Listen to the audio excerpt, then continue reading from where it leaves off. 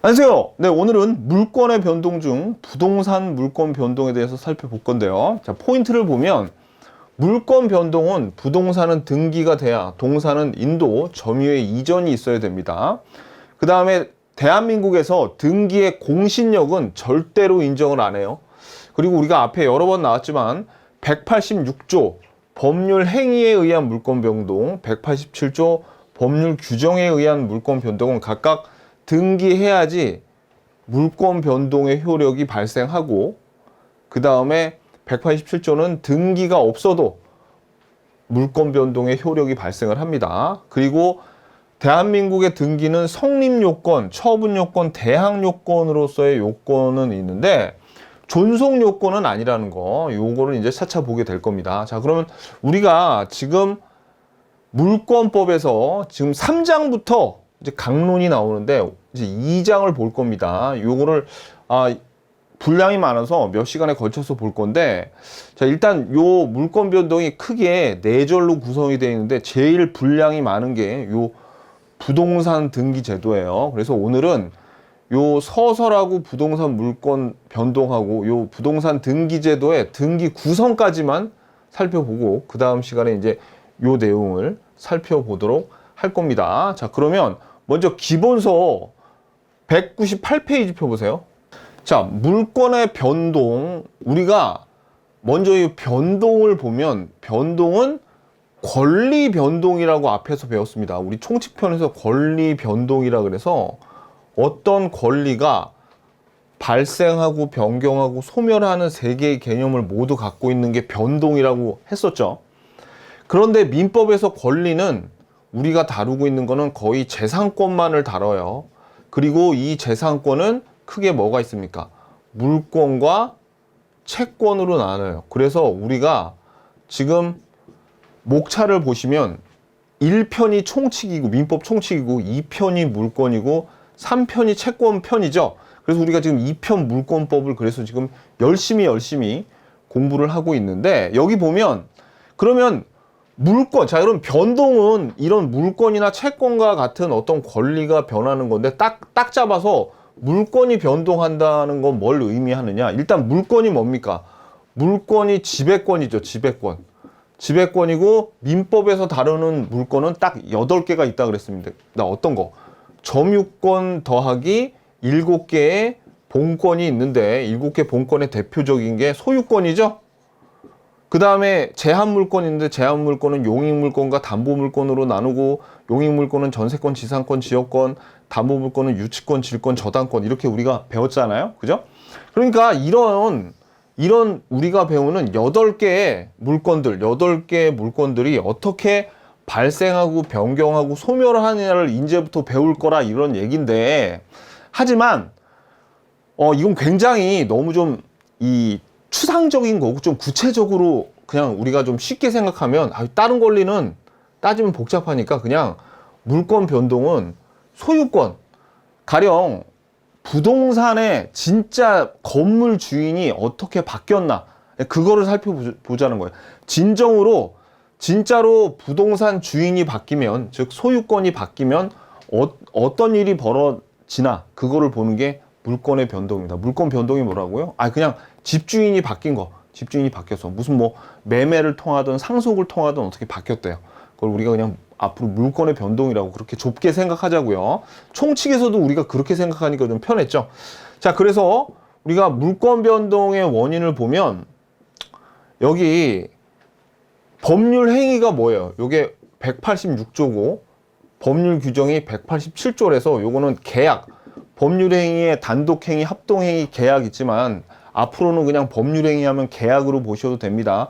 매매 계약, 교환 계약, 증여 계약 등에 의한 물권 변동. 매매 계약으로 소유자가 바뀌었대요. 집주인이 바뀌었대. 교환 계약 한 다음에 집주인이 바뀌었대요. 이런 거고, 그 다음에 법률 규정에 의한 물권 변동은 상속에 의해서 집주인 바뀌었네. 수용, 판결, 경매 등에 의해서 집주인 바뀌었네. 얘네들은 계약이 아니죠. 계약이 아니라 다 법률 규정에 나와 있습니다. 요거. 자, 요런 것들을 지금부터 이번 시간에 볼 건데, 일단 공시의 원칙과 공신의 원칙을 좀 보자고요. 자, 일단 공시의 원칙은 물권 변동은 언제나 외부에서 알 수 있는 표상을 갖춰야 된대요. 그러면 여기서 중요한 건 뭐냐면 주인이 바뀌었대. 소유자, 그러니까 우리 물건이 7개가 있었는데 우리 소유권만 일단 생각하자고요. 소유자가 바뀌었는데 이거를 외부에서 알 수 있게 표상을 해야 돼요. 그러니까 주인이 바뀌면 외부에서 알 수 있게 표시를 해놔야 된답니다. 그러면 부동산과 동산이 외부로 표시하는 게 다른데 동산은 되게 간단해요. 왜냐하면 동산 같은 경우에 예를 들어서 어떤 물건, 가령 책이라고 합시다. 어떤 물건을 돈 주고 인도를 받죠. 매수인이 인도를 받으면 그냥 그 사람이 볼펜이건 책이건 어떤 동산은 자기가 인도받아서 자기가 갖고 있으면 그 사람이 그냥 주인인 거야. 갖고 있는 거, 자기가 몸에 지니고 있거나 자기 집에 놔두거나 아니면 자기가 사용하고 있는 게 외부에서 알 수 있어요.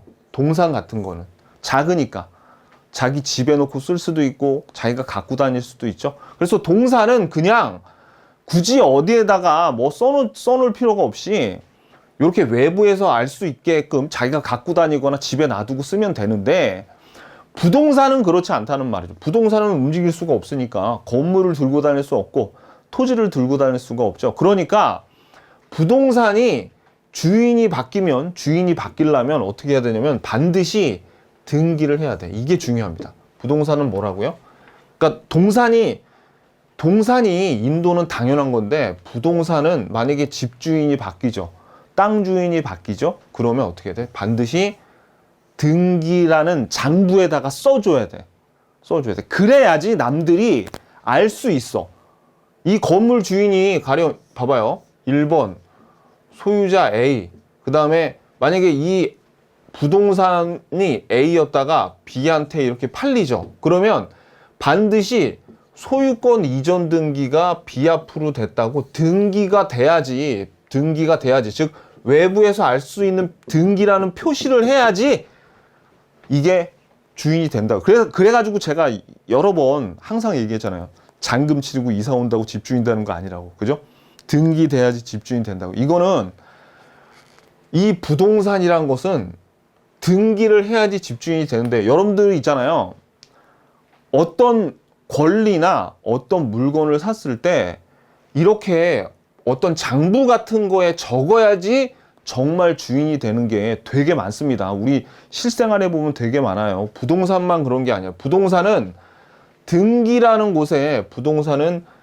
가령 등기라는 곳에 이렇게 이름을 적어야지 진짜 이 B가 주인이 되잖아요. 자, 여러분 한번 생각해봐요. 여러분 주식 사죠, 주식도 여러분들이 뭐 인터넷이나 그런 데서 주식을 100주 정도 사면 주주 명부라는데 여러분 이름이 적혀요. 그거 사면은 저절로 적힌다고, 전자적으로. 그래야지 진짜 여러분들이 그 주식의 주인이 되는 거야. 그냥 돈만 낸다고 주인이 되는 게 아니에요. 그 다음에 여러분들 무슨 헬스장이나 골프장 같은 회원권 있죠. 그것도 여러분들이 회원이 되려면 회원 명부라는데 여러분들이 거기에 대해서 돈 내면 거기에 대해서 회원 명부에 적혀야지 진짜 여러분들이 회원권을 가질 수 있는 겁니다. 그러니까 여러분들이 부동산 같은 거 주식 같은 거 그런 것들은 어디에다 적어야 돼. 이 사람이 소유자라는 걸 적어야지 진짜로 집주인이 되는 거예요. 대표적으로 부동산은 뭐다? 등기라는 겁니다. 주식은 뭐라고? 주주 명부고. 무슨 얘기인지 아시겠죠? 오케이. 그래서 이게 적혀야 돼. 이게 공시의 원칙이야. 그러면 아까 근데 이걸 왜 지금 배우냐면 여기 나와 있죠. 이렇게 법률 행위나 뭐 법률 규정 이런 거에 의해서 이렇게 물권 변동이 생기잖아요. 물권 변동이 되면 나중에 얘네들하고 좀 등기하는 의미는 좀 다른데 어쨌든 등기를 해야 돼요. 얘네들. 부동산은 등기해야 돼. 이 내용을 지금부터 그래서 배울 거예요. 그래가지고 우리가 목차를 보시면 여기 보면 부동산의 물권 변동이고 다음 시간에 배울 부동산의 등기 제도를 따로 배우는데 왜냐면 이게 물권 진짜 집주인 되려면 어떻게 해야 된다고? 등기해야 되기 때문이에요. 그래서 이 등기 제도가 매우 중요한 겁니다. 그래서 따로 배우는 거예요. 이만큼이나. 자, 아무튼 그 내용이고요. 공시의 원칙은 그럼 뭐다?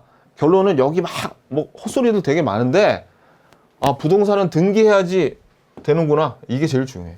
공시의 원칙은 부동산이 등기해서 외부에서 알 수 있게, 다른 사람들도 이 부동산 주인이 누군지 등기만 끊으면 알 수 있게 만들어 주는 게 공시의 원칙이다. 아, 이렇게 보시면 됩니다. 오케이. 자, 그 다음에 이제 공신의 원칙이라는 게 나와요. 공신의 원칙. 요거는 뭐냐면, 자, 봐봐요. 자, 지금 우리가 이제 배우는 내용들이 어떻게, 봐봐. 지금 A라는 사람이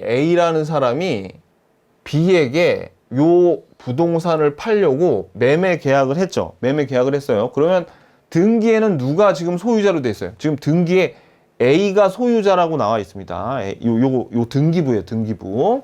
자, 그러면 이 사람들이 이렇게 매매 계약을 체결하고 B가 매매 대금 지급하고 그 다음에 소유권 이전 등기 해줘. 이렇게 하고 B가 여기 와서 살고 있대. 누가 집주인이에요? 아직 B가 집주인 되는 거 아닙니다. 아직 B가 집주인 되는 거 아니야. 왜? 등기가 안 됐잖아. 그래서 아무리 잔금 주고 이사 왔다 그래도 집주인 되는 거 아니에요. 어떻게? 이렇게 B 앞으로 소유권 이전 등기가 돼야지, 이렇게 공시가 돼야지, 아까 배웠잖아. 이렇게 공시가 돼야지, 외부에 표상이 돼야지, 등기를 함으로써 외부에 표상이 돼야지 진짜 B가 집주인이 된다. 진짜 물권 변동의 효력이 발생하는 겁니다. 그죠? 자, 이렇게 됐어요. 자, 그러면 이제 여러분들이 꼭 이런 질문 하시는 분들이 있어요. 선생님, 그러면 이거는 어때요? A가 지금 건물 소유자인데 B라는 놈이 서류를 위조해가지고 등기를 했습니다. 이래도 B가 집주인 되는 겁니까? 여기서 등기가 돼야지 집주인이 되는 거라면서요. 이런 질문 하시는 분들이 의외로 많은데 그렇지 않죠. 왜냐면 여기서 등기해서 집주인 되는 건 등기 이전에 매매 계약이라는 법률 행위가 있었고, 또 실체적으로 얘네들이 매매 대금도 지급하고 모두 다 이런 적법한 등기가 되는 원인들이 있었잖아요. 실체적인 등기가 될 원인들이 있어야지, 등기가 돼야지 이게 집주인이 바뀌는 건데, 서류만 위조해서, 즉 등기만 됐다 그래서 집주인 되는 게 아니라는 얘기예요. 뭐라고요? 다시. 이 등기가 돼야지 집주인 바뀐다는, 그 전에 이 등기가 될 실체적인 이런 원인들이 다 존재했어. 그러니까 등기가 되면 집주인이 되는 건데, 이렇게 덜렁 서류 위조해서 등기만 됐다 그래서 집주인이 아니야. 왜? 왜냐면 이런 실체적인 어떤 계약이라던가 이런 게 없었잖아요. 그러니까 얘는 이렇게 서류를 위조해서 자기 앞으로 등기를 했다 그래도 집주인이 아니에요. 그럼 얘를 뭐라 부르느냐? 얘를 무권리자라고 부른다. 권리가 없잖아요. 등기는 됐어도. 그러면 진짜 주인이 누구예요? 이게 A죠. A를 우리가 진정한 권리자라고 합니다. 근데 지금 소유권이니까 진정한 소유자 이래도 되겠네. 그죠? 자, 근데 이런 상황에서 제3자가 등기를 딱 보면 이게 위조한 건지 아닌지 모르잖아요. 그냥 딱 등기를 끊어보면 서류를 위조해서 얘가 주인이 됐다 하더라도, 얘가 무권리자더라도 제3자가 볼 때는 얘가 건물 주인처럼 보인단 말이에요. 그래서 B하고 컨택을 해가지고 이 건물을 B로부터 샀어요. 그래서 이제 C 앞으로 등기가 됐대. 그러면 이 C가 소유자가 되는 겁니까? 아닙니다. 이 C가 D에게 팔아도, D가 E에게 팔아도 이 사람들은 진정한 소유자가 될 수가 없어. 왜? 왜냐하면 무권리자한테 권리를 살 수가 없습니다. 무권리자한테 권리를 살 수는 없어요. 권리가 있는 사람한테 사야지.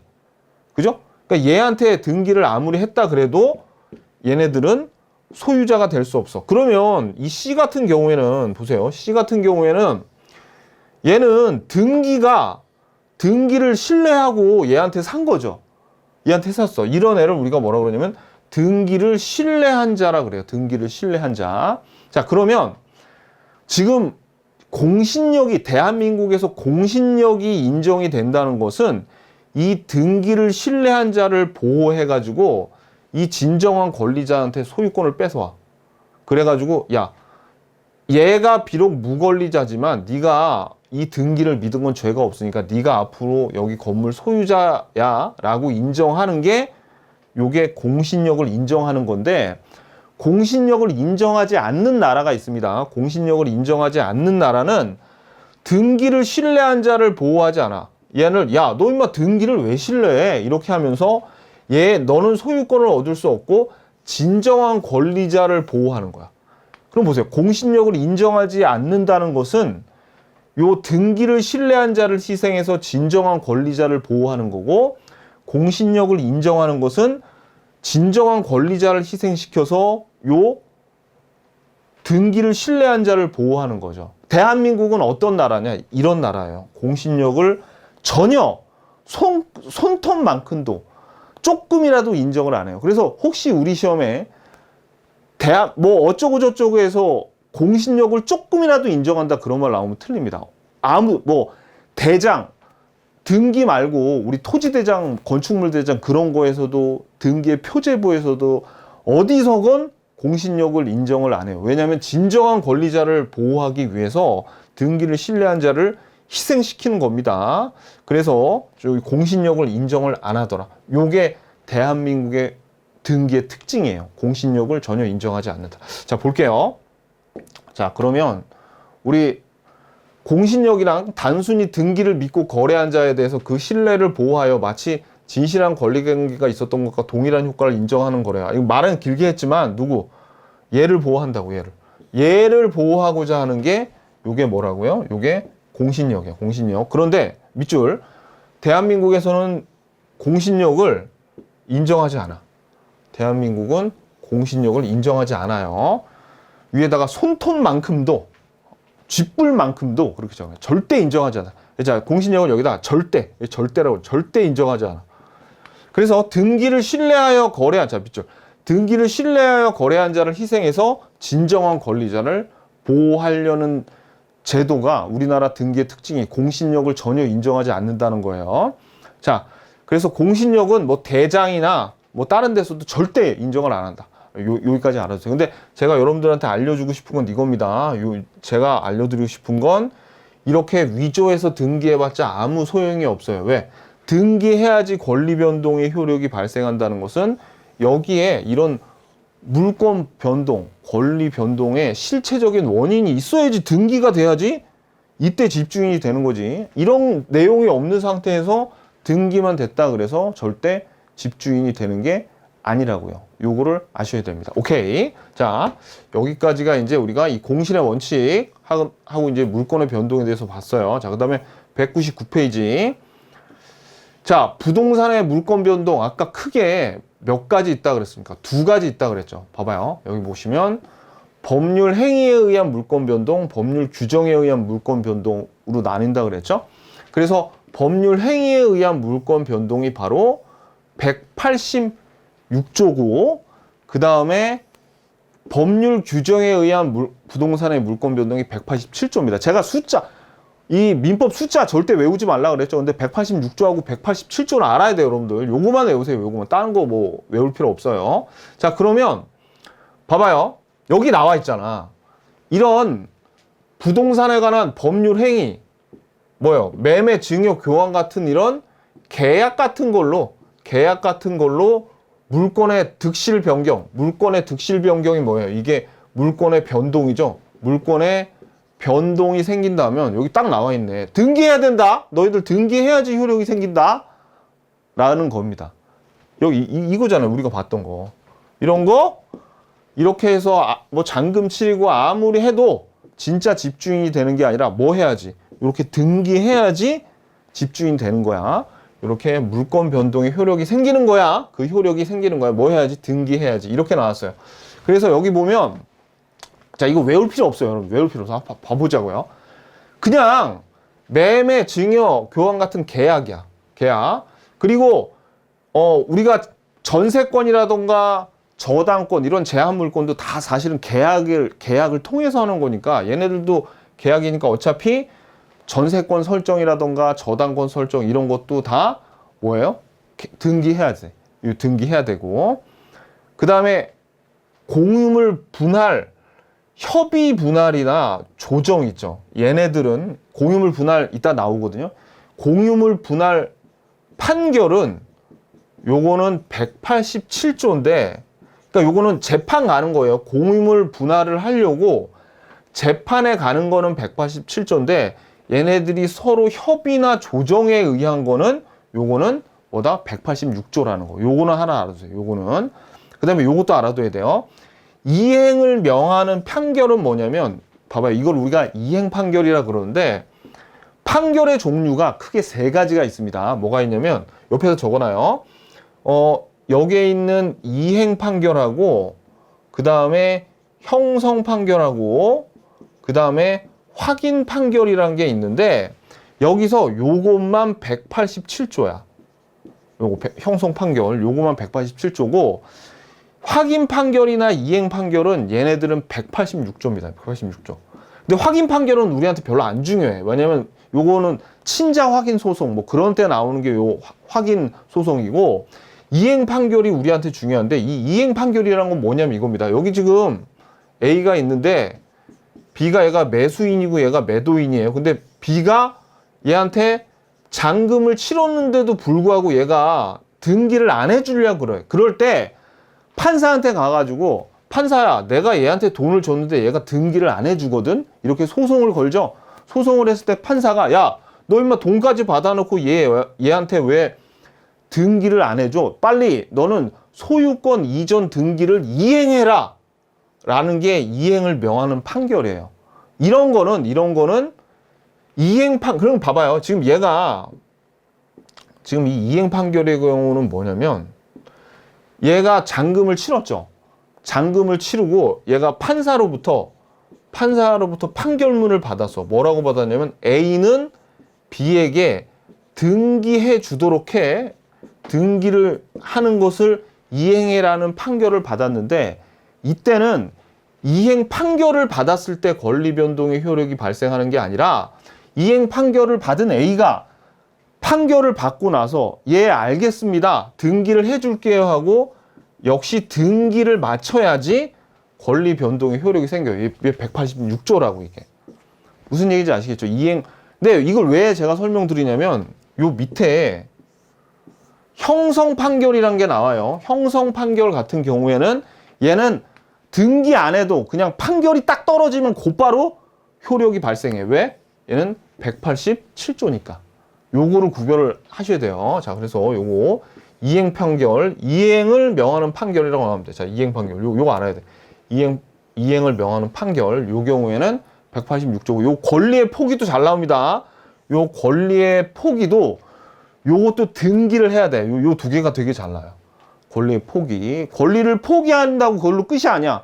권리를 포기하면, 권리라는 게 얘가 포기하면 권리가 소멸되는 게 아니라, 반드시 권리를 포기하게 되면 이거를 반드시 승계, 요거를 이어받는 사람들이 있거든요. 그렇기 때문에 권리를 포기하면 누가? 이 사람한테 등기를 해줘야 된다고. 이 사람한테. 그래서 권리의 포기도 186조에 들어가는 거지 187조에 들어가는 게 아니에요. 하나도 외울 필요 없다고 그러더니 그냥 다 중요하다 그러네. 근데 요거 두 개는 꼭 알아두셔야 요거 두 개. 그 다음에 특정 유증. 자, 유증도 특정 유증이 있고, 좀 이따 저기 186조에 나오는데 포괄 유증이라고 있습니다. 근데 특정 유증은 186조고 포괄 유증은 187조인데, 얘네들은 뭐냐면 어떤 차이가 있냐면, 가령 부동산이 3개가 있어요. 부동산이 3개가 있는데 A가 유언장을 써서 B한테 줄 때, 야, 내 전 재산 B한테 다 줄게 라고 하는 게 포괄 유증이야. 근데 딱 찍어가지고 특정해가지고 요 건물 하나는 너한테 남긴다 라고 하는 게 특정 유증입니다. 둘 다 유언으로서 재산을 남에게 증여하는 행위는 같은데, 특정 유증은 찍어서 주는 거고 포괄 유증은 내 재산 다 줄게, 이렇게 다 주는 거야.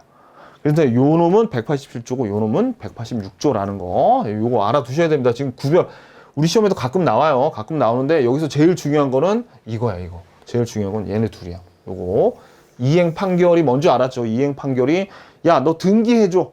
우리 시험에는 이거밖에 안 나와요. 이행 판결 여러 개 있는데, 야, 이거 등기해줘 라고. 아니면 야, 너 너 뭐 돈 다시 얘한테 돌려줘라고 하는 그런 이행 판결. 요거.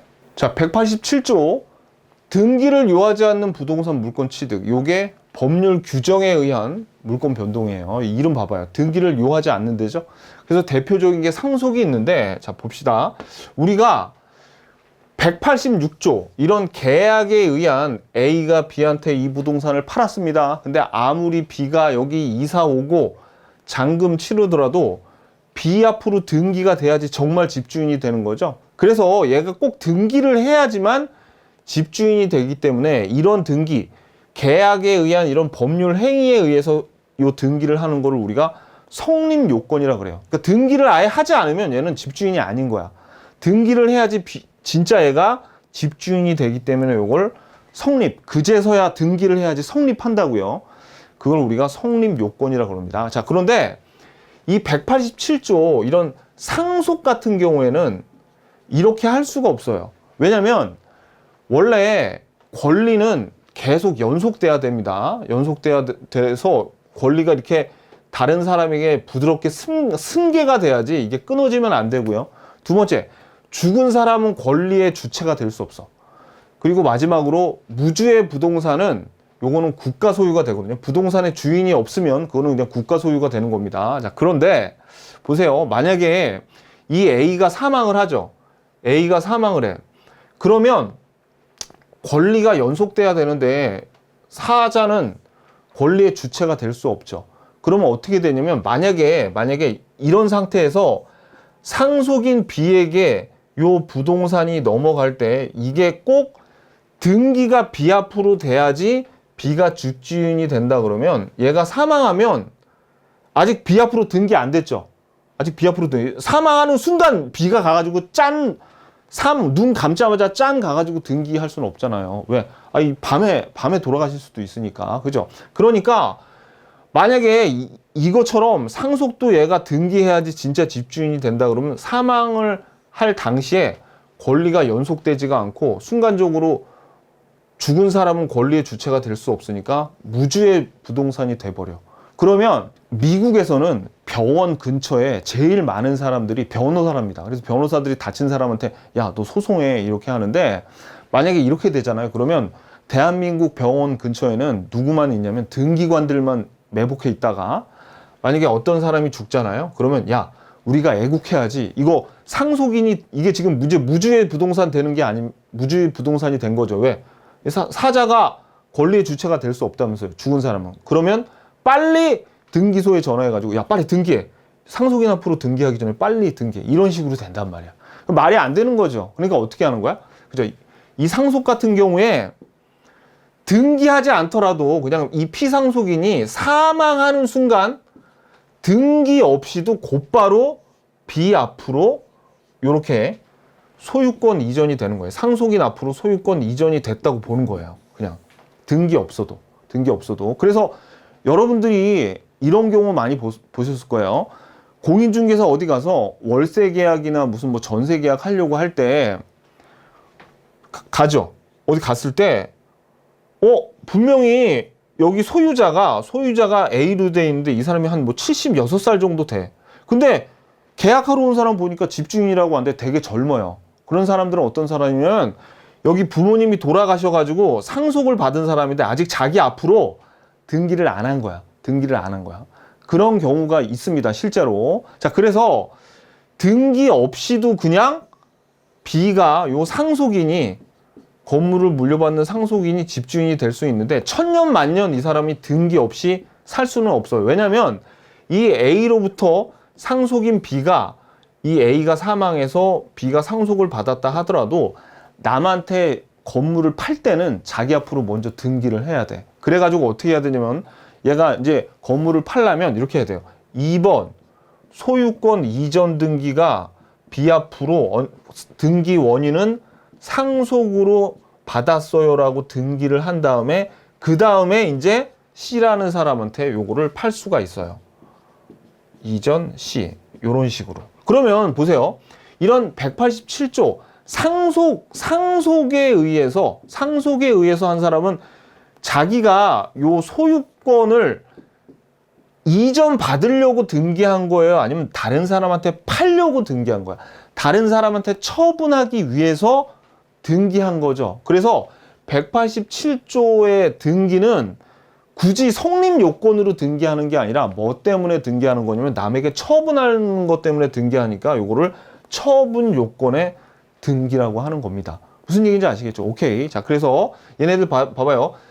187조 법률 행위는 얘네들은 마치 상속처럼 이렇게 꼭 등기해야지 권리 변동의 효력이 생긴다 그러면 되게 곤란해. 되게 곤란하다고. 이것처럼. 예를 들어서 여러분들 공용징수 수용 있죠. 수용.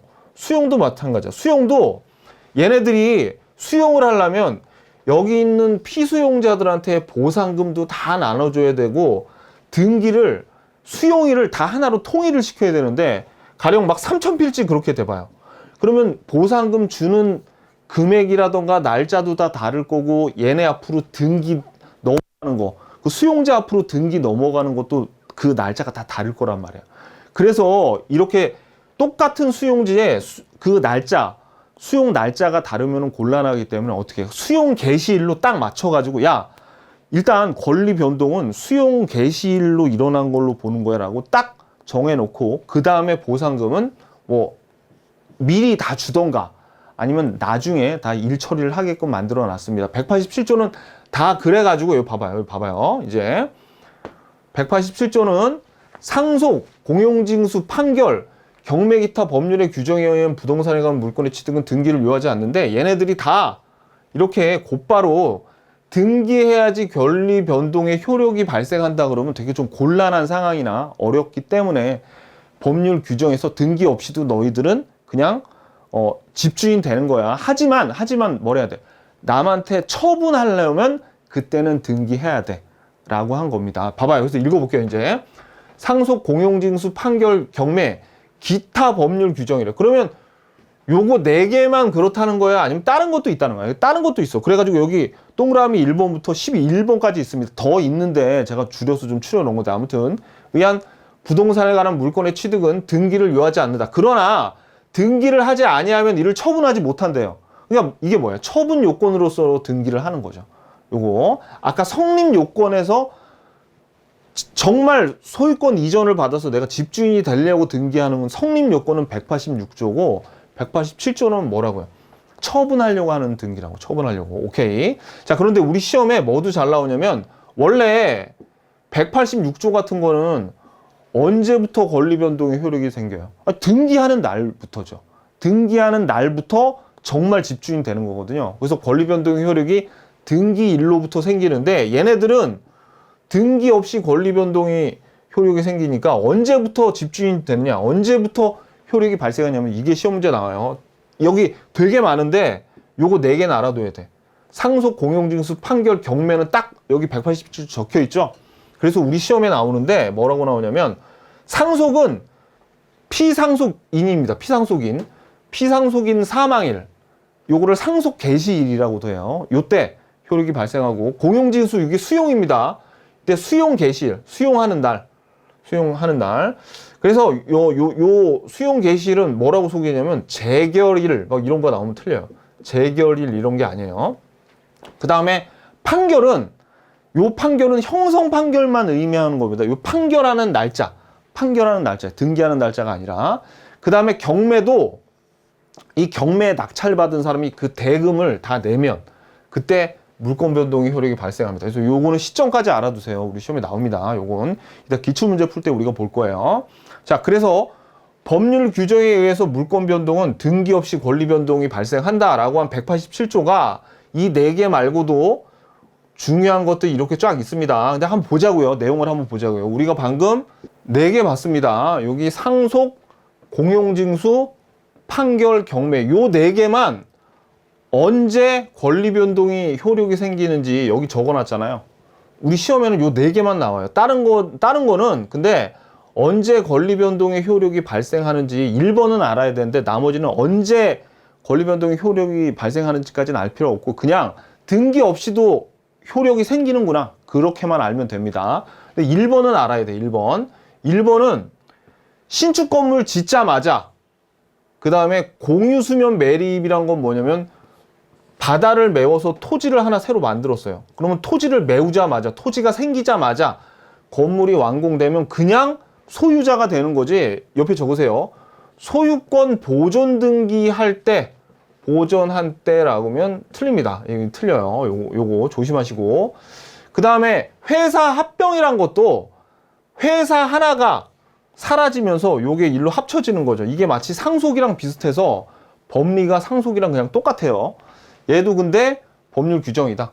그래서 요거 상속일 공용징수 봤어요. 포괄유증 아까 봤죠? 특정유증은 찍어서 주는 거, 포괄유증은 다 주는 거, 요거 다 등기하지 않아도 권리 변동의 효력이 발생하는 거고. 그 다음에 형성 판결에 의해, 자, 이거 판결은 요거 형성 판결이 중요해요.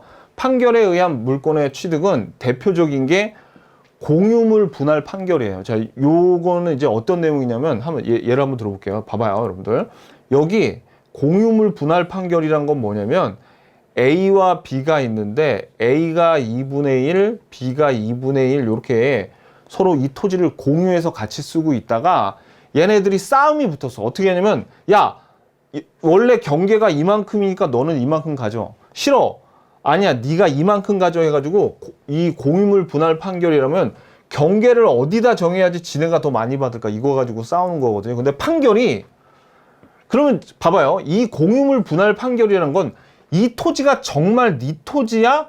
정말 내 토지야? 이거 가지고 싸우는 게 아니라 경계를 어디다 정할지 갖고 싸우는 거죠. 그래서 공유물 분할 판결이 나가지고 야, 니네들이 싸우지 말고 여기가 니네 경계야라고 판결이 나죠. 그러면 소유권의 유무를 가지고 다투는 게 아니기 때문에 판결이 나버리면 그냥 판결일로부터 물권 변동의 효력이 발생하는 거예요. 그래서 대표적인 예가 공유물 분할 판결이 대표적인 형성 판결이라고 이걸 알아두셔야 됩니다. 이것도 오케이 됐어요. 자, 그 다음에 이제 나머지는 이유보다는 이런 것들, 자 경면 아까 봤고 이런 것들도 187조라는 걸 알아야 돼요. 그래서 뭐가 중요하냐면 봐봐요. 부동산이 멸실했대. 자, 여기 부동산이 있는데 여기에 저당권이라던가 소유권은 당연히 있었겠죠. 뭐 이런 권리들이 있을 때 물리적으로 이게 다 소멸이 돼버리잖아요. 멸실돼 버리면 말소 등기를 하지 않더라도 그냥 소멸해 버려. 그동안은 여기 위에 있는 건 뭐예요? 권리를 어떻게 하면 취득하는 거, 권리를 취득하는 거나 소유권자가 바뀌었을 때만 물권 등기 없이 효력이 생기는 게 아니라 권리가 소멸하는 것도 등기 없이 그냥 소멸해 버려요. 말소 등기 같은 거 없이도. 자, 요거 6번하고 7번도 마찬가지입니다. 만약에 6번 같은 경우에 존속기간 만료에 의한 용익물권 소멸은 뭐냐면 등기에 전세권 설정 등기하고 여기 2년 해놨는데 2년이 그냥 지나버리죠. 그러면 말소 등기 안 하더라도 용익물권을 소멸하는 거고요. 그 다음에 7번도 마찬가지입니다. 만약에 여기 2번 저당권 2억 이렇게 했는데 2억을 갚았어. 피담보 채권 소멸이 뭐예요? 돈 갚았다고 그냥. 돈 갚으면 저당권이 그냥 말소 등기하지 않아도 소멸해 버린 거예요. 그럼 여기 등기에 남아 있지만 얘네들은 그냥 무효의 등기가 되는 겁니다. 돈 갚아버리면 요거. 그 다음에 혼동으로 인한 물권의 소멸은 뭐냐면 나중에 이거 한번 다루겠지만 혼동으로 인한 물권 소멸은 이거예요. 여기 지금 요 부동산의 소유자가 원래 A였어요. 근데 여기에다가 전세를 살고 있었어. B가. 근데 이 전세권자 B가 이 건물을 A한테 샀어요. 그러면 자기 앞으로 소유권이 이전이 되겠죠? 그러면 자, 이 전세 사용 수익할 수 있는 권능은 소유권 안에 들어가 있죠. 근데 지금 이 전세권자가 이 B네, 갔죠. 그러면 이 전세권은 그냥 어차피 여기 들어가 있으니까 이거를 혼동으로 소멸한다 그래요. 소멸한다고. 요런 겁니다. 그 다음에 법정지상권은 이제 나중에 배울 겁니다. 법정지상권도 여러분들이 이 법정이란 말 들어가죠. 법정이란 말 들어가면 그냥 다 등기 없이 다 되는구나. 이렇게 하면 돼요. 요것도 봐봐요. 요 전세권을 굳이 없애지 않더라도 등기상 이렇게 돼 있어. 소유자가 전세권자랑 겹쳐 있네. 그러면은 등기 없이도 그냥 소멸해 버린 거예요. 말소 등기하지 않아도 소멸해 버리고요. 그 다음에 요거 우리 11번부터 먼저 볼까요? 소멸시효 완성으로 인한 물권의 소멸시효가 완성돼 우리 용익물권 같은 경우에 소멸한다 그랬죠? 그래가지고 이 경우에도 어떻게 해요? 그냥 등기 없이도 그냥 소멸하는 거야. 등기 없이도. 자, 소멸시효 우리가 배웠던 거. 그 다음에 10번이 앞으로 물권법을 우리가 계속 배울 때 굉장히 중요한데 요거는 꼭 알아둬야 돼요. 계약이 해제. 이거는 시험에 우리 당장 지금 시험 보는 거는 요거를 아는 1, 2, 3, 4번 요거 아는 게 중요해. 우리 당장 지금 이 부분의 시험은 요거하고 아까 요거 있죠. 요 네 가지는 언제 효력이 발생하느냐 이게 중요한데 앞으로 공부하기 위해서는 요 10번이 매우 중요합니다. 요거 봐봐요. 계약이 해제 또는 취소되는 경우에 등기 없이 복귀한다는 말은 무슨 얘기냐면 이겁니다. 자, 요거 좀 잘 들어 놓으셔야 돼. 여기 지금 A가 B한테 요걸 건물을 헐값으로 팔았어. 얘가 사기꾼이야, 사기꾼. 사기당하면 취소할 수 있죠. 사기당하면 취소할 수 있어. 그래가지고 이게 어떻게 됐냐면 이렇게 1번 소유권자가 A고 2번 소유권 이전 등기가 B 앞으로 이미 된 상태예요. 된 상태인데 얘가 사기쳐가지고 A가 야, 너 임마 왜 나한테 사기쳤어 해가지고 취소했어. 취소라고 하잖아요. 근데 여러분 취소가 형성권이죠. 해제권도 형성권이에요. 그래서 취소 이렇게 하잖아요. 그러면 등기를 말소하지 않더라도 이미 권리는 누구에게? 소유권이 A한테 넘어가 있는 거야. 무슨 얘기인지 아시겠죠? 그러면 봐봐요. A가 이런 경우가 있고 또 해제도 이런 경우가 있어. 가령 얘가 잔금을 주지 않았는데 먼저 소유권 이전 등기를 B한테 해줬어요. 그러면 이 나중에 해제 배우겠지만 해제는 채무 불이행일 때 이렇게 소유권 이전을 해주거든요. 그랬을 때 얘가 잔금을 채무 불이행 돈을 안 줬어. 언제까지 너 돈 안 주면 이거 해제한다라고 경고까지 했는데 돈을 안 줬어. 그러면 얘가 등기가 B 앞으로 넘어갔을 때 아까는 사기꾼이라서 취소한 거고 채무 불이행으로 얘가 해제! 이렇게 하는 순간 등기가 비록 B 앞으로 있어서 말소가 되기 전이라도 취소나 해제를 B한테 했대. 그러면 소유권은 누구한테 넘어간다고요? A한테 그냥 넘어가는 거야. 등기가 이런 상태로 되어 있더라도. 무슨 얘기인지 아시겠죠?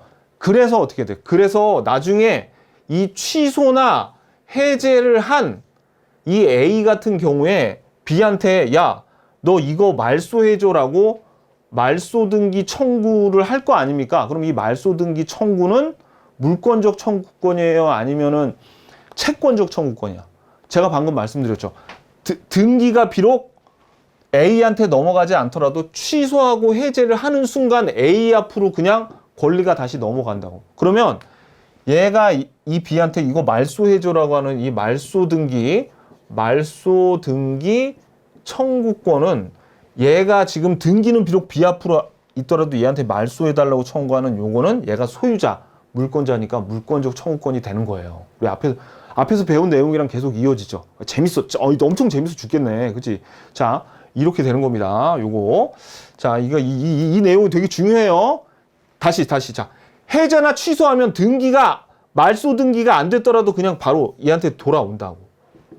요 권리가. 오케이, 좋았습니다. 이거 중요해요. 자, 그리고 하나 더. 요거 잘 나오는 건데, 200페이지 볼게요. 200페이지.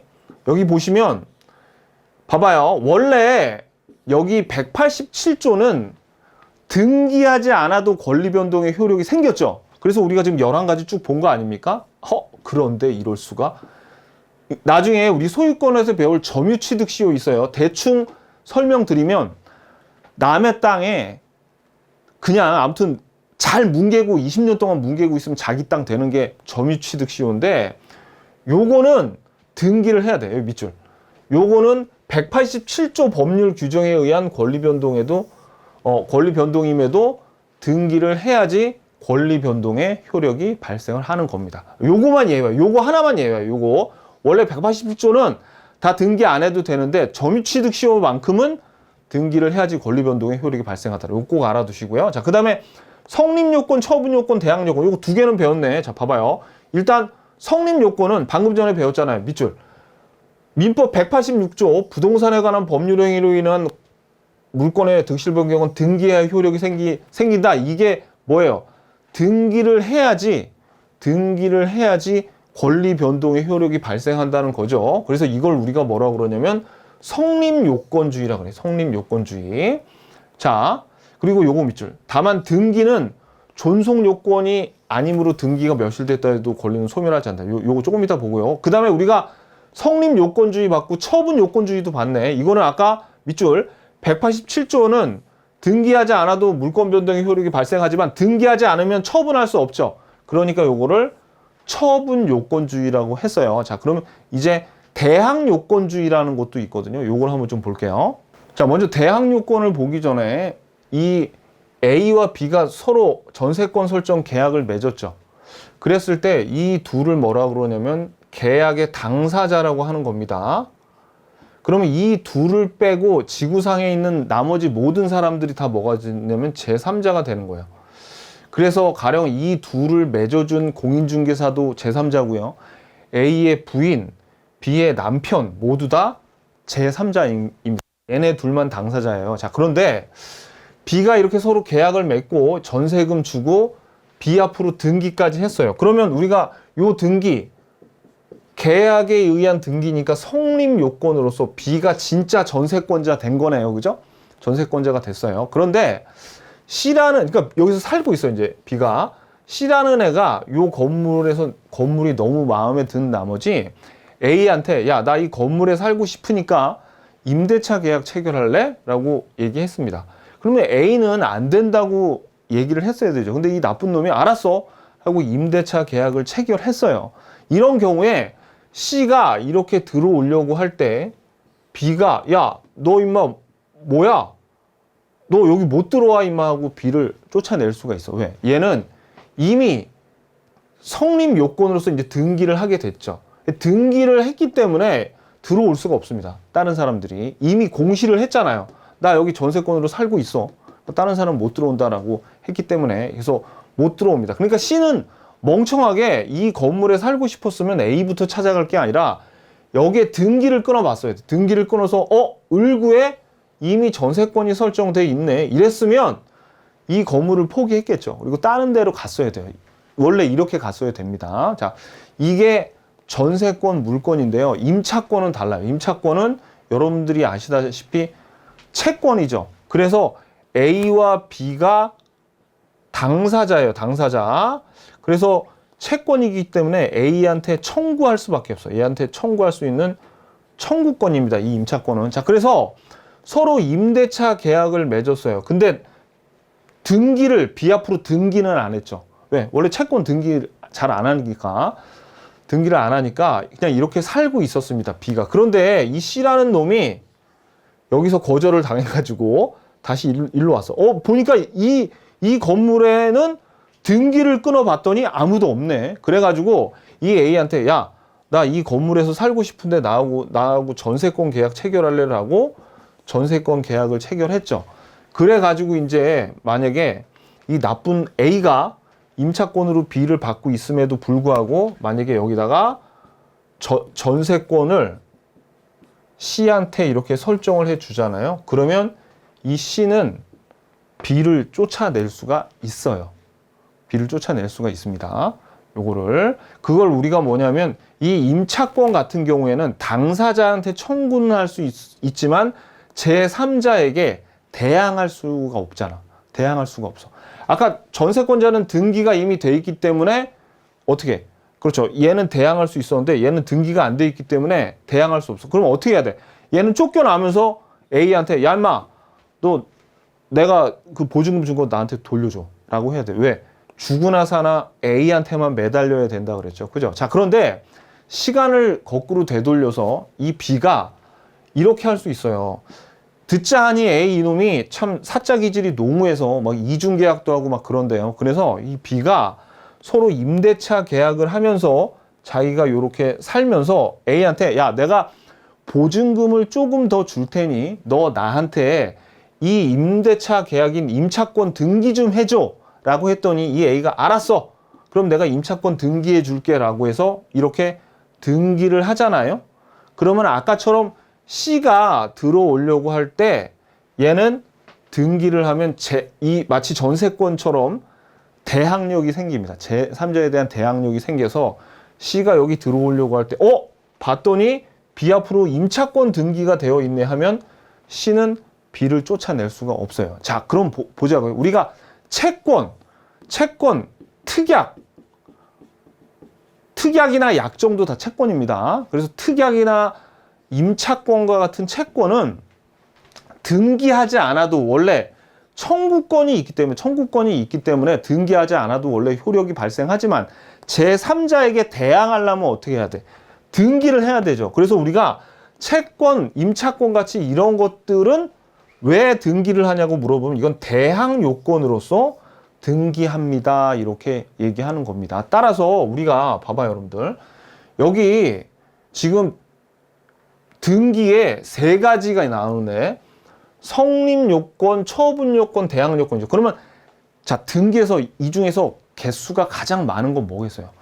성립 요건이 개수는 제일 많겠죠. 왜냐하면 매매 계약 거의 모든 부동산이 거의 대부분이 다 매매 계약이나 그런 거잖아요. 그죠? 그렇기 때문에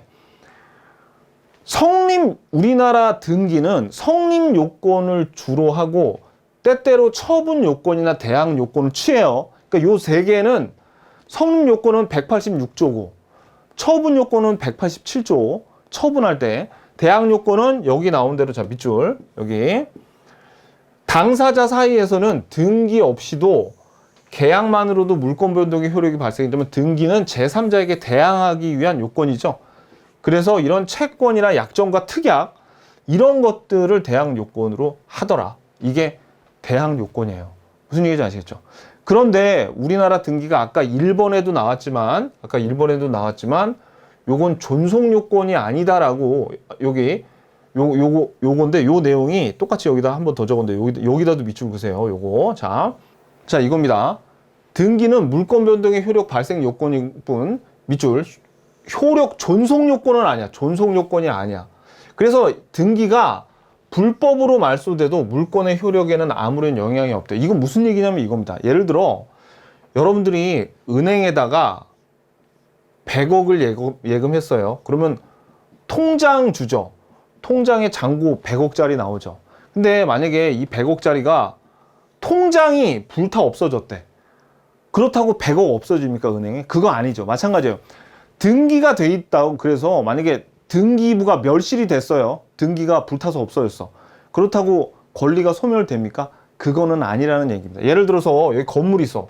건물이 있고 여기 소유권 보존 등기 돼 있고 보존 등기 돼 있을 때 이 등기부가 없어진다 그래서 여기 있는 권리가 소멸되는 건 전혀 아니라는 얘기야. 왜? 이거는 존속 요건이 아니기 때문에. 이건 존속 요건이야. 다만 부동산이 멸실되면 그냥 어떻게 되는 거예요? 권리는 소멸돼. 그럼 이 부동산은 존속 요건인데 등기는 존속 요건이 아니라 다만 뭐에 불과한다는 거예요? 그렇죠. 성립 요건, 대항 요건, 처분 요건에 불과하지 존속 요건은 아니더라. 이럴 수도 있겠죠. 만약에 누가 돈 빌려주고 저당권 설정 등기를 했어요. 저당권 설정 등기를 2억이라고 했을 때 정말로 이 2억을 실체 관계상 2억을 갚았어. 그러면 말소가 안 되더라도 이건 그냥 무효의 등기가 돼버리는 거죠. 말소 등기가 된 거랑 마찬가지죠. 그래서 물권 변동에 효력이 미치는데 2억을 갚지도 않고 불법 말소를 하더라도 이 빚이 없어지느냐? 그건 아니라는 얘기예요. 무슨 얘기인지 아시겠죠? 등기는 단순히 성립 요건, 대항 요건, 처분 요건은 될 수 있어도 존속 요건은 아니다. 등기가 없어진다 그래서 여기 부동산에 붙어 있는 권리가 없어지는 게 아니라 실체적으로 정말로 돈을 갚던가 2년 동안 그 전세를 살고 그다음에 전세금을 돌려받아야 말소가 되는 겁니다. 무슨 얘기인지 아시겠죠? 오케이. 그래서 존속 요건은 아니다라는 거예요. 결론은 여기서 우리가 배우고자 하는 거는 다시 등기는 뭐라고요? 성립 요건, 처분 요건, 대항 요건이긴 한데 뭐는 아니다. 존속 요건은 아니다. 기억하시고 그 다음에 우리가 요 5번은 무슨 얘기냐면 이겁니다. 봐봐요, 여러분들. 여기 요 매매 계약을 통해서 무슨 등기를 할 때 등기를 하는 과정에 어떤 조그만 하자 같은 게 있을 수 있어요. 등기를 하는 과정에. 아니면 이 등기에 하자가 있을 수 있습니다. 하지만 우리나라의 등기법은 굉장히 뭐라 그래야 되지? 좀 널널해요. 그래서 뭐만 맞으면은 다 그냥 유효의 등기로 보냐면 권리의 주체라는 건 뭐냐면 A와 B가 서로 맞아야 돼. 여기 둘이 맞아 들어가야 돼. 이 등기하고 맞아 들어가야 돼요. 그리고 두 번째, 권리의 객체가 요 부동산을 제대로 얘네들이 가령 101호 부동산에게서 매매 계약을 했는데 엉뚱하게 등기가 102호로 되어 있어. 그럼 된다, 안 된다? 안 되겠죠. 그러니까 주체가 일치하고 부동산 객체가 일치하고 그 다음에 이 권리의 종류가 일치해야 돼. 여기 지금 소유권 이전 등기하려고 계약을 맺었는데 엉뚱하게 전세권 이전 등기하면 당연히 안 되겠죠. 그러니까 권리의 주체, 객체, 권리의 종류 요 세 개만 일치하면 우리가 이거를 실체 관계에 부합한다 그래요. 그래서 가령 이런 거죠. 얘네들이 매매 계약을 했어. 매매 계약을 했는데 당사자랑 부동산이랑 다 제대로 됐는데 등기는 다 제대로 됐는데 알고 봤더니 이 중에 하나가 서류가 위조가 됐대요. 그래도 유효야 그냥. 서류 위조해서 등기해도 어차피 니네들이 사고 팔 거라며. 그래서 등기가 이렇게 세 개가 일치하는데 뭐 서류가 위조가 돼도 이게 너희들은 오케이. 그냥 등기가 된 거야. 이런 것도 있고요. 그 다음에 이럴 수도 있습니다. 어떤 게 있냐면 우리가 앞에서 봤지만 등기가 중간 생략 등기라 그래서 A, B, C로 갔어야 돼. 그럼 등기가 A, B, C로 돼야 되는데 등기가 이런 식으로 됐어. A에서 C로 이렇게 넘어간 게 중간이 생략됐으니까 중간 생략 등기라고 하는 거죠. 이것도 어차피 결론적으로 C가 여기 부동산 소유자가 될 거니까 중간 생략 등기도 유효로 하고요. 그 다음에 요 중간 생략 등기 말고 모두 생략 등기라고 있어요. 모두 생략 등기. 이건 뭐냐면 여기 부동산이 A가 요 건물을 처음 지었어. 그런 다음에 요거를 B한테 파는데 원래 등기가 그러면 1번 소유권 보존 등기가 A 앞으로 됐다가 2번 소유권 이전 등기가 B 앞으로 돼야 되는데 아예 여기 보존 등기를 생략해버리고 A를 생략해버리고 소유권 보존 등기를 B 앞으로 하면 머리가 생략했다 그래서 이걸 모두 생략 등기라고 하거든요. 둘 다 어차피 집주인이 B한테 넘어가니까 다 유효가 되는 겁니다. 여기 앞에서 한번 했었어요. 뒤에 또 나옵니다. 이런 것들. 그러니까 무슨 얘기를 하고 싶냐? 등기에 어느 정도의 하자가 있더라도 결국 얘네들 실체관계가 부합하기만 하면 그냥 유효로 봐주는데 그런 내용이 우리 시험에 나와요. 그래가지고 여기 5번 보시면 방금 말씀드렸듯이 다소 절차적인 하자가 있더라도 등기의 실체관계가 부합하다면 여기서 실체관계가 뭐야? 여기서 실체관계가 권리의 주체, 객체, 권리의 종류가 동일하면 유효라 그랬죠. 그래서 중간 생략 등기, 모두 생략 등기 유효고요. 그 다음에 요거 신축 건물을 원래 건물이 다 완공이 된 다음에 소유권 보존 등기를 해야 되는데 완공되기 이전에 보존 등기 했대요. 그래도 그냥 유효로 보는 거야. 무효라고 볼 수 없대죠.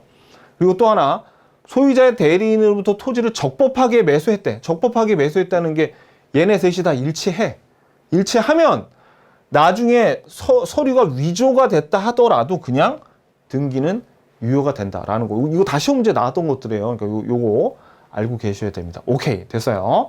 자, 그러면 그 다음에 등기에 대한 내용 한번 볼게요. 우리 부동산 등기 제도에서 여기 201페이지에 3절에 등기의 구성만 오늘 간단하게 보고 가죠. 등기의 구성은 자, 등기는 크게 어떻게 구성되어 있냐면 표제부, 그 다음에 갑구,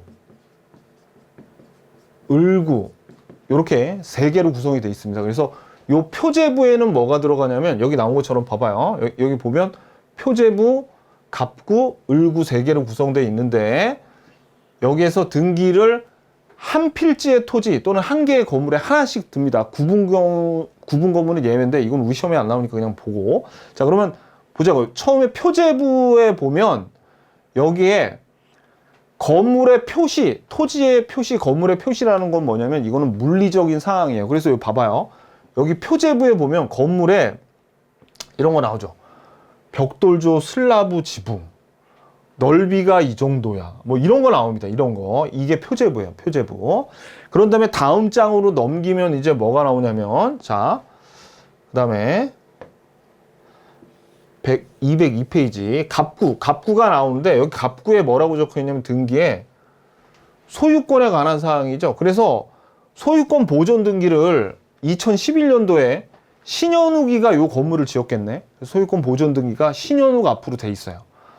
그러다가 이 신현욱이가 2016년 5월 7일에 소유권 이전을 누구에게 했냐면 김필순에게 했네. 등기 원인은 뭐야? 매매 계약을 했네. 이런 것들이 쭉 갑구에 나옵니다. 갑구는 그러니까 뭐에 대한 내용이 있어요? 소유권에 대한 사항이 나와 있어가지고 소유권에 이렇게 뭐 소유권 보존 등기 1번 타자로 나오는 게 소유권 보존 등기예요. 무조건 1번. 그 다음에 이제 소유권 이전 등기가 나오고, 그 다음에 소유권 변경, 소유권 말소 회복 등기 뭐 이렇게 쫙 나옵니다. 소유권하고 관련되어 있는 것만 나와요. 그리고 그 다음에 을구는 소유권 이외에 걸리니까 우리가 배웠던 어떤 거요? 그렇죠. 점유권은 등기가 안 됩니다. 점유권하고 유치권은 등기가 안 돼요. 그래서 어떤 거 나오냐면 우리 담보 그 제한 물권 중에서 전세권, 지상권, 그 다음에 지역권 나오고요.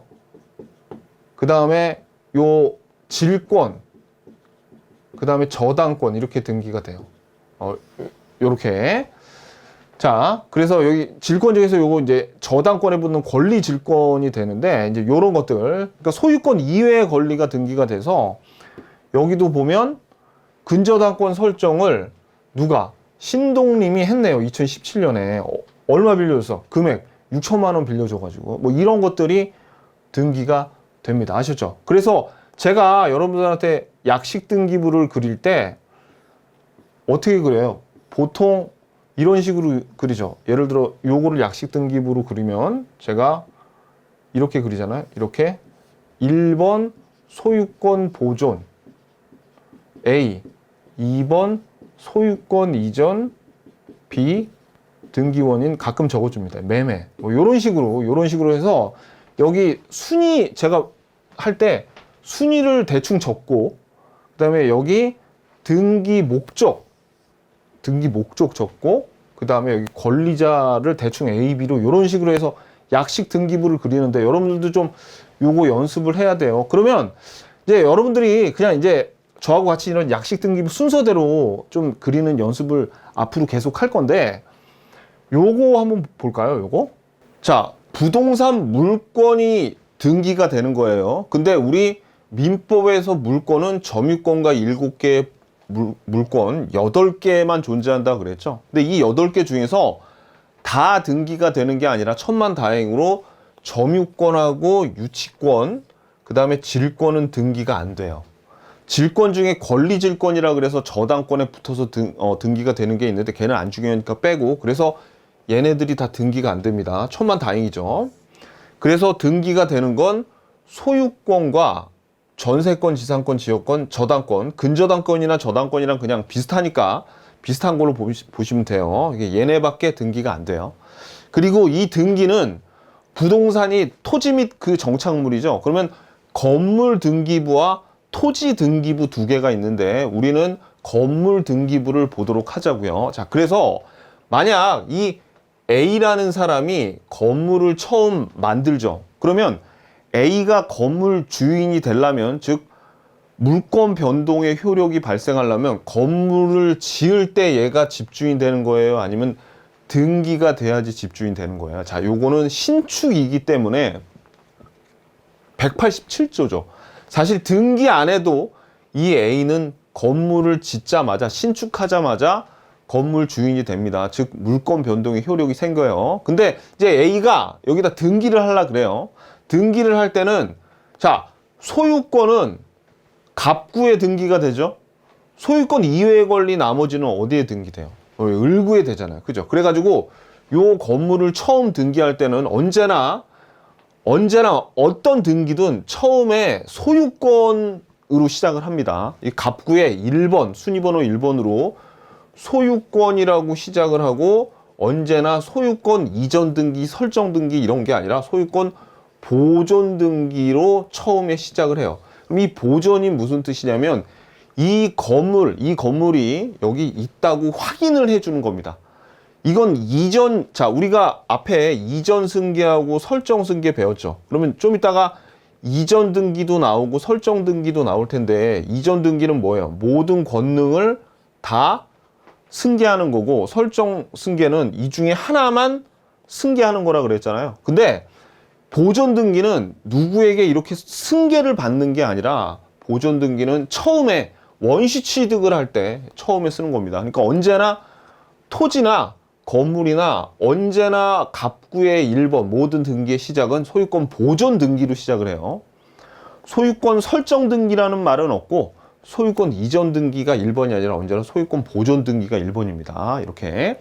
자, 그랬는데 이 A가 예를 들어서 전세권을 B에게 설정을 해주려고 그래요. 그러면 전세권을 설정해 줄 때는 전세권이니까 어디로 가야 돼? 을구로 가야죠. 을구. 그래서 여기도 1번 전세권 설정 등기를 누구 앞으로? B 앞으로 하는 거예요. 이거 왜 설정이냐면 요게 요 소유권으로부터 사용 수익할 수 있는 권능만 설정 승계 받았죠. 그래서 설정입니다. 그래서 언제나 을구에 이런 전세권, 지상권, 지역권, 저당권이 등장할 때는 언제나 처음에 설정 등기로 시작을 해요. 이전 등기로 시작하는 게 아니라. 무슨 얘기죠? 처음 등장할 때는 언제나 설정 등기로 시작을 하는 겁니다. 자, 그런데 이 A가 요 소유권을 만약에 C한테 팔아. 그러면 소유권을 이전해 주는 거죠. 그러니까 그때는 갑구에다가 소유권을 파는 거니까 소유권 이전 등기를 C 앞으로 이렇게 해주는 거고요. 자, 이 전세권자 B도 다른 사람에게 이 전세권을 양도할 수 있어요. 그러면 요거를 예를 들어서 D한테 판다. 그러면 이때 요 때는 부기 등기를 씁니다. 왜냐하면 여기는 소유권 하나밖에 없어서 주등기로 해도 충분하지만 여기는 권리들이 많아져서 이렇게 부기 등기라는 걸 써요. 요거까지는 여러분들이 아직 몰라도 돼. 자, 그래서 어떻게 하냐면 전세권을 다른 사람한테 파는 거야. 그래서 전세권 이전 등기 D 요런 식으로 등기가 되게 돼 있어요. 근데 여러분들한테 말씀드리고 싶은 건 갑구에 소유권이 처음 등장할 때 보존 등기했다가 이렇게 소유권이 이전되는 겁니다. 다른 사람한테. 근데 을구에 이런 권리들이 등장할 때 처음에 보존 등기가 아니라 설정 등기로 등장했다가 이게 이전되거나 뭐 이런 식으로 되는 거예요. 자, 요거를 꼭 알고 계셔야 됩니다. 그리고 어떤 권리가 등기가 되고 안 되는지 확인하시고, 그 다음에 이런 말이 나와요, 여러분들. 요게 조금 이거보다 난이도가 있는 건데, 무엇을 목적으로 하는 권리가 있어. 가령 소유권을 목적으로 하는 저당권과 전세권을 목적으로 하는 저당권은 어떻게 틀리냐면, 요거는 이렇습니다. 예를 들어서 지금 이 건물의 소유자가 A라고 쳐봐요. 그래서 등기가 예를 들어서 2번 소유권자가 A로 되어 있어. 근데 이 A가 가령 B한테 저당권을 설정을 해주면서 B로부터 2억을 빌렸다. 이렇게 되죠. 그러면 봐봐요. 이게 소유권을 목적으로 하는 저당권이라는 게 저당권자가 소유권자한테 돈 빌려줬다는 얘기야. 2억 빌려줬죠. 그러면 자, 저당권이 어디 와야 돼요? 을구에 와야 돼요. 을구에. 저당권이니까. 그래서 1번 저당권 설정 B 앞으로 2억. 요런 식으로 등기가 됩니다. 요거. 그게 소유권을 목적으로 하는 저당권이고, 일반적으로 저당권을 소유권자가 많이 설정을 하는데 전세권을 목적으로 하는 저당권은 이거예요. 이건 좀 다른 게 봐봐요. 여기 지금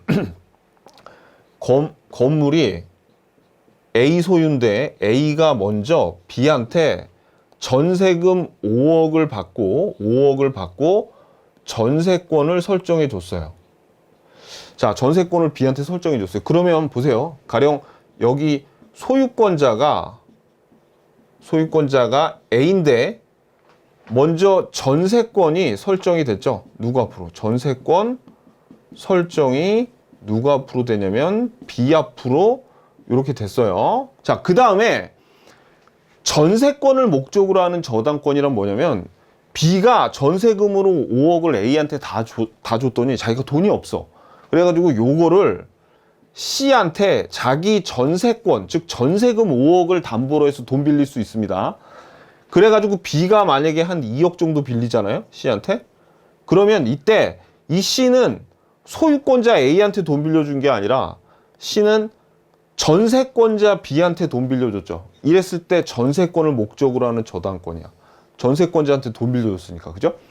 이랬을 때는 어떻게 하냐면 등기에 어떤 식으로 나타나냐면 봐봐요.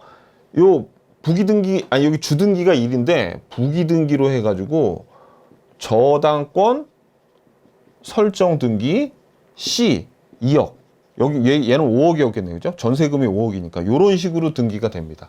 그러니까 요렇게 부기등기 형식으로 돼 있는 애들은 을구하고 연결이 돼 있고 주등기로 되어 있는 애들은 누구하고 관련이 있냐면 요 소유권하고 관계가 돼 있어요. 조금 어렵죠. 근데 여러분들이 요거를 좀 봐 두셔야 돼요. 여기 있는 부기등기는 가령 이렇게 돼 있을 수도 있어요. 이게 2번인데 2-1 뭐 이런 식으로 돼 있으면 요 부기등기가 얘네들 주등기하고 서로 연결이 돼 있는 애들이에요. 관련이 돼 있는 애들입니다.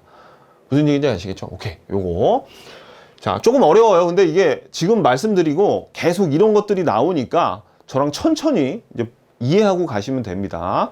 자, 오케이. 여기까지 보면 이제 여러분들이 등기에 대해서 좀 성질을 어느 정도 저랑 같이 이런 훈련 연습도 해가면서 알았어요. 자, 그럼 오늘 포인트 보자고요. 자, 부동산은 등기로, 동산은 인도했을 때 권리 변동의 효력이 생기고 등기는 절대 공신력을 인정 안 한다고 그랬죠? 그리고 186조, 187조 봤습니다. 얘는 등기해야 효력이 발생하고 얘는 등기 없이도 효력 발생. 자, 성립 요건 186조, 처분 요건 187조에서 처분하려고 등기하는 거예요. 대항 요건, 요거는 임차권이나 특약과 같은 채권 할 때. 그래서 대한민국의 등기는 성립 요건을 주로 하고 처분 요건과 대항 요건을 갖추고 있는데 뭐는 아니다. 존속 요건은 주고도 아니라 그랬죠. 존속 요건. 등기가 불타 없어진다 그래서 권리가 소멸되는 건 아니다. 그거를 기억하셔야 됩니다. 아셨죠? 자, 여기까지 보고 이제 기출문제 풀기 전에 조금 더 우리 물권의 변동에 대해서 살펴보자고요. 조금 쉬었다 오세요.